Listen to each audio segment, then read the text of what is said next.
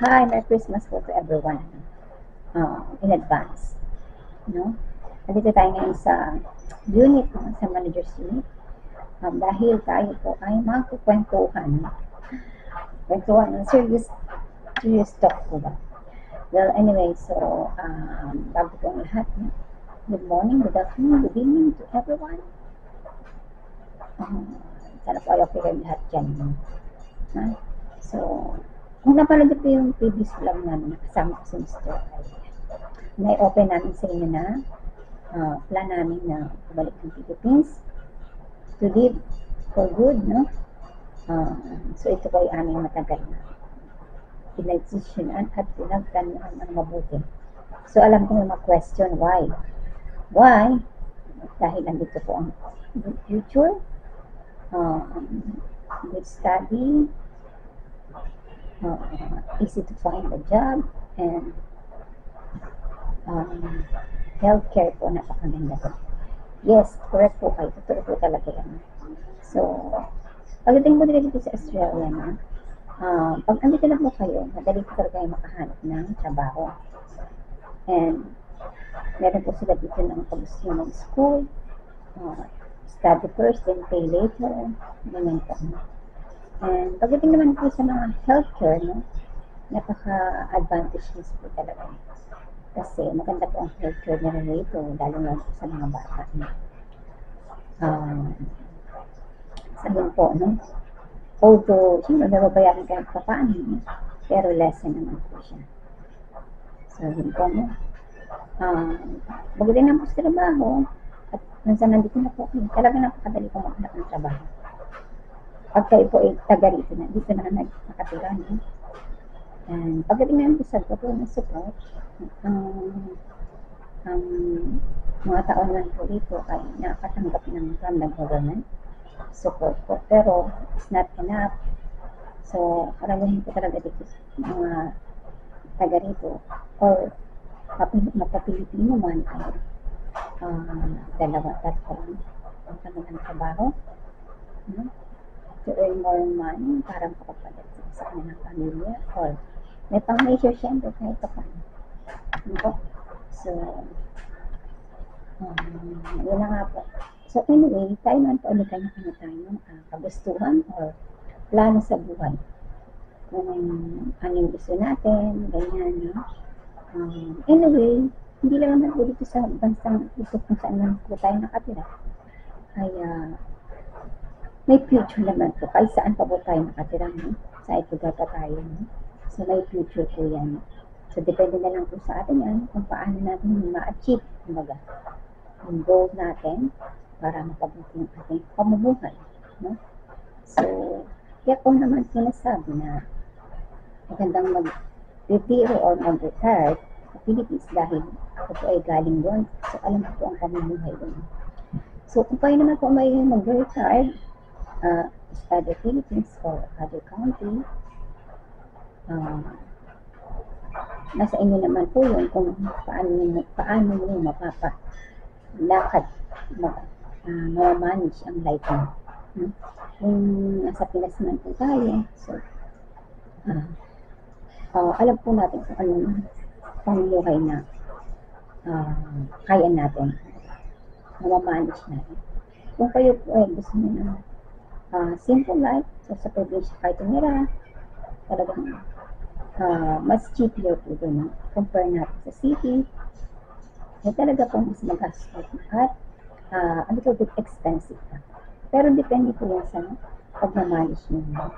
So, yun po ay idea ko lang po yun dahil alam ko po na dahil galing po ako dun sa bansang yun.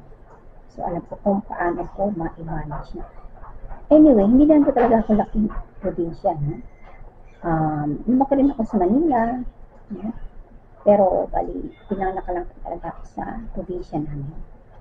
So, pero, mas gusto ko po ang buhay doon, no? So, alam ko po ang paano mabuhay. Even you have a piece of land there, over there in Philippines or whatever country, so makaka-survive po kayo doon, no? Ganun po.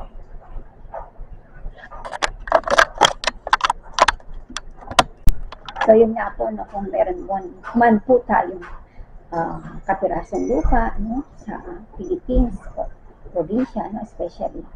So, nasa atin na po yun, gusto natin mag-farming, small farming business, no, so magtanim tayo, ganyan, no. So, makasurvive naman po talaga. And which is true po talaga yan. So, kaya, alam ko po ang paano gawin na, no. So, kaya nga po yung mga halos po mga foreigner or mga tourist sa ating bansa na pupunta dahil nakaalim sila sa ating lugar, no? Dahil napakaraming island sa ating bansa. So, naiindan talaga silang todo, no? So, especially po yung mga kasawa rin ng mga Pilipina. So, doon na rin sila ninirahan, no? At na-adapt naman din nila yung pamumuhay natin sa ating bansa, no? Especially mga foreigner, no? Ganun. So, depending lang po sa inyo kung saan nyo nga gusto manirahan. Gusto nyo ng simpleng buhay, sa probinsya po kayo, o sa city naman, very crowded. So, depende po yun sa inyo, no? Gaya na lang po ng sinabi ko nga sa inyo, tayo may kanya-kanyang plano o kagustuhan na gusto natin gawin. So, yun po. So, anyway, when it comes to Sunday naman po, no? Anytime na gusto niya bumalik dito sa Australia, gusto niya mag-aral ng kolehiyo, ay nasa kanya po yun, o maghanap siya ng trabaho dito, nasa kanya po yun. At pag siya po ay sa tamang edad na siya, at napag-desisyon na siya ng tama sa sarili niya. So, anyway, gusto rin naman po ng Philippines. So, gusto niya rin yata. Kasi iba po kasi ang culture po dito, compare natin sa ating nations country, no? And, so, dito gaya sa Philippines na, lalo na kapag Christmas, no? Christmas, pag dumating mga holiday, different po talaga. So, dito gaya sa atin na, punta tayo dyan sa kapitbahay, good birthday, and sa video okay time, dito hindi pwede yun.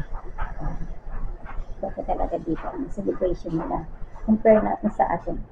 At ang culture po ay very big different po. Compare natin sa mga Western country and Asian country. So, yun po, no? Kaya, yun po ang aming plano. Anyway po, yun nga po nabanggit namin sa inyo yung previous vlog na Sister na. So, naka-first batch na kami ng Balikbayan box. Maybe darating na ng Pinas, March, I think, because 3 months at kami yung matanggap sa atin.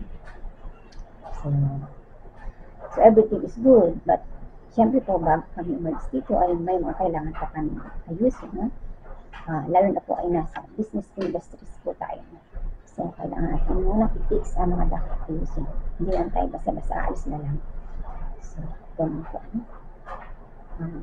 Yun po. Ayun po, tapos na po din sa retirement.